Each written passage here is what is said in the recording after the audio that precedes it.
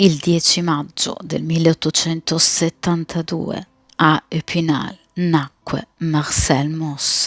Fu celebre antropologo, sociologo, etnologo e storico delle religioni. I suoi studi si concentrarono sin da subito sull'uomo e le sue strutture e funzioni sociali, ma in particolar modo sulla magia, sul sacrificio e sul dono. Nipote del padre della sociologia moderna Émile Durkheim, influenzò con il suo lavoro il fondatore dell'antropologia strutturale, ossia Claude Lévi-Strauss. Dapprima studiò filosofia a Bordeaux per poi trasferirsi a Parigi e studiare religione e sanscrito ed infine divenne professore alla Sorbona, dapprima di storia delle religioni indiane, poi di storia delle religioni dei popoli primitivi. Il suo fu dunque uno studio interdisciplinare dell'uomo nella sua vita sociale, secondo il quale sia gli aspetti economici che giuridici che religiosi, morali, linguistici, psicologici ed estetici concorrono tutti alla formazione di un individuo. La sua opera più importante e famosa è Saggio sul dono,